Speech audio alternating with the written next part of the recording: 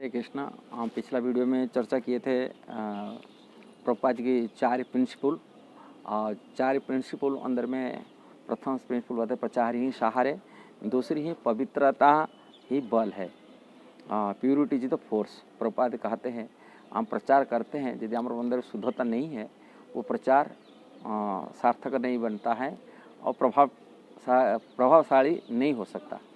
इसीलिए प्रचार के लिए पवित्रता होना चाहिए। व्यक्ति पवित्रता जरूर रक्षा करना चाहिए, तब जीवन की शुद्धि है पवित्रता, ये सबसे बड़ा महत्वपूर्ण बात है।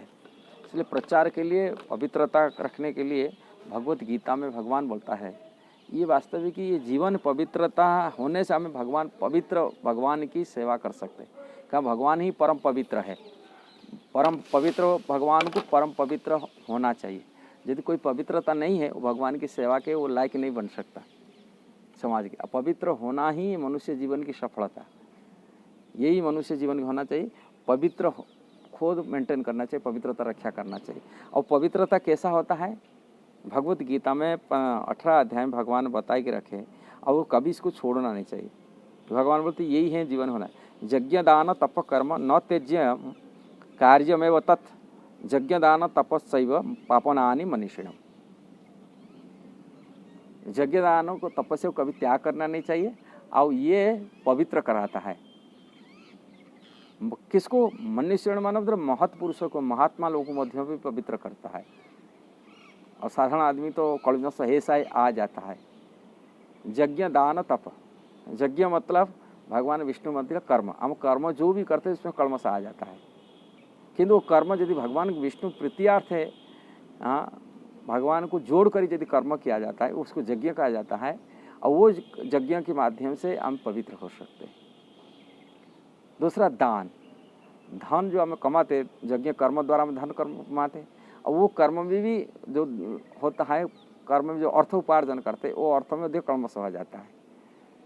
कर्म के अर्थ उपार्जन करते वही अर्थ कर्म से हो जाता है, किंतु उसको दान दे करके उसको मध्य भी पवित्र किया जाता है। धन की शुद्धि होता है, कहा जाता है ना नीति शास्त्र में, धन की शुद्धि होता है दान के माध्यम से, इसलिए पवित्र होता है। वो पवित्र धन से आप काम माने इंद्रिय तृप्ति लगा सकते हैं, मतलब भगवान की सेवा में लगा सकते हैं। इसीलिए वो काम को धर्म अर्थ काम मुख्य कहते हैं ना, वो अर्थ काम जो होता है, अर्थ उपार्जन कर्म करते रहित करते शुद्ध अन्न में, पवित्र अन्न में हम यदि जिएंगे पवित्र हो सकते।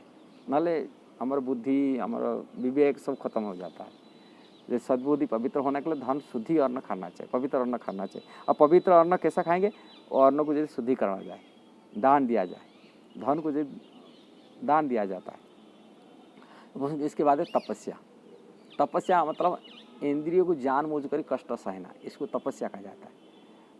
जैसे आज एकादशी, एकादशी मतलब ऐसे व्रत हैं, उपवास रख फलाहार करेंगे।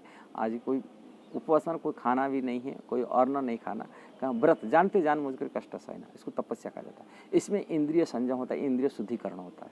कारण हम इंद्रिय भोग में, इंद्रिय भोग ही हमको कर्म से पैदा कर देता है संसार में, और यही ही अशुद्ध पैदा करता है इंद्रिय भोग।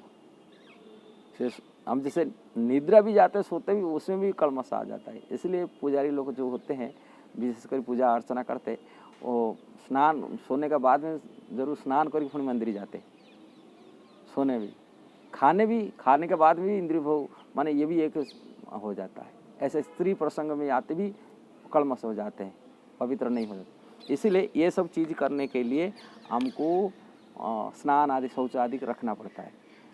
और सबसे इंद्रिय भोग में सबसे यदि आकर्षक इंद्रिय भोग है, लोगों को कलमश में डालने वाले होता है, वो होता है कामुक वासना। कामुक वासना ही व्यक्ति को इंद्रिय भोग में लगा देता है।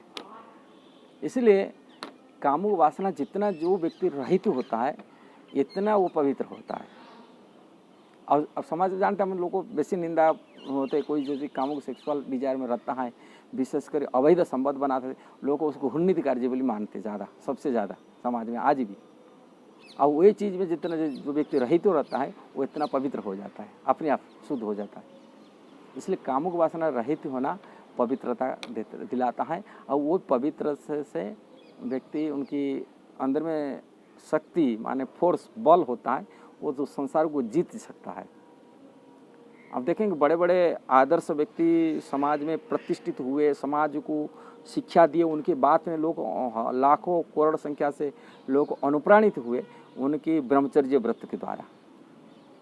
उनसे इतिहास यदि उनके बायोग्राफी लिए हैं, देखे होंगे उनकी ब्रह्मचर्य व्रत में जितना जितना व्यक्ति ये किया, वो इतना प्रगति किया, वो लोगों को इतना समाज को प्रभाव डाला उनकी शिक्षा। और ये चीज़ से जो वंचित हुआ ब्रह्मचर्य धारण से, वो इतना उनके प्रभावशाली नहीं रहा समाज के लिए। इसलिए purity is the force, Prabhupada बोलते पवित्रता है, शुद्धता है जो समाज को परिवर्तन करा सकता है, समाज को सही मार्ग दिला सकता है। इसलिए ये चीज़ पवित्रता रक्षा करना चाहिए। अपवित्रता कैसा आता है? 3 चीज़ें आता है, यज्ञ में, दानों में और तपस्या में। ये तीनों चीज़ को हम मेंटेन करते रहेंगे तो हम पवित्र होंगे और दूसरा को मध्य भी पवित्र करा सकते हैं। ये शक्ति पैदा हो सकता है, इसलिए इसको कभी छोड़ना नहीं चाहिए। भगवान भगवत गीता में का है।